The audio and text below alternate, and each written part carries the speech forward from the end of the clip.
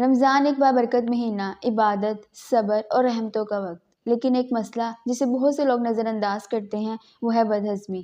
क्या आपने कभी सोचा है कि अक्सर लोगों में पेट फूलना, तेज़ाबियत और गैस जैसे मसाइल पैदा होते हैं? क्या आपको भी रोज़े के बाद जलन, अफारा और गैस जैसे मसाइल पैदा होते हैं? क्या आपने कभी सोचा है कि चंद ऐसी ग़िज़ाएँ जो आपके निज़ाम हाज़मा की दुश्मन बन सकती हैं?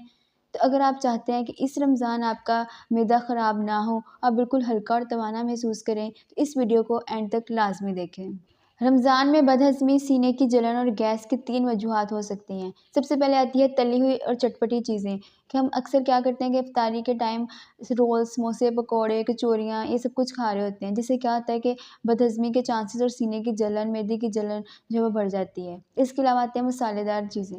हमारे अक्सर घरों में क्या होता है कि बहुत से मसाले डाले जाते हैं खानों में और कुछ लोग मसालेदार चिकन और मसालेदार सालन बना रहे होते हैं और बड़ी ऐसे चटखारे वाली चीज़ें बना रहे होते हैं, जिसकी वजह से क्या होता है कि आपके जो स्टमक है वो इफ़ेक्ट होता है और इससे जो है वो आपके मैदे में जलन पैदा होती है। इसके बाद आती हैं चीनी वाले मशरूबात, शुगरी ड्रिंक्स और कार्बोनेटेड बेवरेजेस का जो इस्तेमाल करते हैं हम।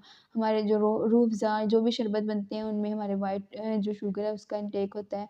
इसकी वजह से क्या होता है कि ये आपको वक़्ती तौर पे तो ताज़गी आपको महसूस हो रही होती है, आप फ्रेश फ़ील करते हैं, लेकिन ये आपके मैदे को सुस्त करती हैं और ये आपके मैदे पे इफ़ेक्ट करती हैं। लेकिन असल मसला यहाँ पे क्या है, बल्कि एक दिलचस्प बात ये है कि हम लोग क्या करते हैं, हमें पता भी होता है कि ये जो भी तली हुई चीज़ें, रोल्स, समोसे और जो शुगरी ड्रिंक्स हैं और कोल्ड ड्रिंक्स वगैरह, ये हमारे मैदे की दुश्मन हैं। लेकिन फिर भी हम कहते हैं कि चलो आज खा लेते हैं, कल से एहतियात कर लेंगे। लेकिन आप बिल्कुल फ़िक्र ना करें, मैं आपको देने वाली हूँ एक स्मार्ट प्लान, जिससे आप रमज़ान में बदहज़मी से बच सकते हैं। आपको मैं बताऊँगी कि कौन-सी फूड आपने इंक्लूड करनी है और कौन-सी एक्सक्लूड करनी है। सबसे पहले हम बात करते हैं तली हुई और चटपटी चीज़ों की। आपने बिल्कुल भी फ्राई चीज़ें नहीं खानी, क्योंकि ये चिकनाई से भरपूर होती हैं और आपके मैदे के लिए नुकसानदेह हैं। तो आपने तली हुई चीज़ों की जगह आपने बेक्ड चीज़ें इस्तेमाल करनी है।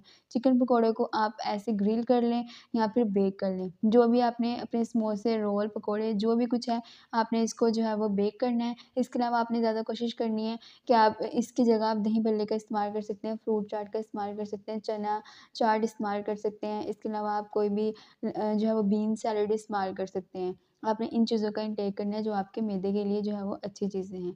इसके बाद आपने क्या करना है, ज़्यादा मसालेदार जो है वो खाना नहीं बनाना, खाने में आपने मसाले कम इस्तेमाल करने हैं, ताकि आपके मैदे पे जो है वो ज़्यादा इफ़ेक्ट ना हो। इसके बाद आपने क्या करना है, आपने शुगरी ड्रिंक्स का भी इंटेक बहुत ही कम करना है, बल्कि करना ही नहीं है। इसकी जगह मैं आपको बताऊँगी कुछ मुतबादल मशरूबात जिसका इंटेक आप कर सकते हैं। आपने क्या करना है, या तो आपने नींबू पानी का इस्तेमाल करना है या फिर आपने सौंफ वाले पानी का इस्तेमाल करना है। इसके अलावा जो आप क्या कर सकते हैं, आप पुदीने वाला पानी भी इस्तेमाल कर सकते हैं, पुदीने और अदरक वाला पानी इस्तेमाल कर सकते हैं। इसके अलावा आप चिया सीड वाला पानी भी इस्तेमाल कर सकते हैं, या फिर आप लस्सी का इस्तेमाल भी कर सकते हैं। आपने ऐसे हर्बल जो ड्रिंक्स हैं उनका इस्तेमाल करना है और इसके बाद आप हर्बल टीज़ भी इस्तेमाल कर सकते हैं। आपने उन तमाम चीज़ों से जो है वो परहेज़ करना है जो आपके मैदे के दुश्मन हैं, जिससे आपके मैदे पे जो है वो इफ़ेक्ट हो सकता है। इसके बाद आपने क्या करना है कि अक्सर लोग होते हैं कि इकट्ठी सब कुछ खाना स्टार्ट कर देते हैं। कभी मतलब फ्राइड आइटम्स और ये सब कुछ शुगरी ड्रिंक्स मिक्स करके खा रहे होते हैं सब कुछ ऐसे। इसकी वजह से भी आपके मैदे पर बोझ बन सकता है। तो आपने अपनी टाइमिंग देखनी है, अपने खाने को जो है वो स्मॉल फ्रीक्वेंट मील्स लेने हैं, थोड़े-थोड़े वक़्फ़े से आपने खाना खाना है और उसके बाद खाने के बाद आपने 10 से 15 मिनट जो है वॉक भी करनी है। इससे आपका जो डाइजेशन है वो इम्प्रूव होगी और आपके जो मैदा है उस पे बोझ नहीं बनेगा और आप मैदे के जो मसाइल हैं उनसे बच सकेंगे। तो अगर आपको ये तमाम टिप्स अच्छी लगी हैं, तो आपने मेरे चैनल को लाइक, सब्सक्राइब और जो है वो शेयर लाज़मी करना है। आपने अपना कोई भी कमेंट करना है, आपने कुछ भी क्वेश्चन करना है, तो आप मुझे कमेंट सेक्शन में पूछ सकते हैं। अपना बहुत सा ख़्याल रखिएगा। अगली वीडियो में मुलाकात होगी। अल्लाह हाफ़िज़।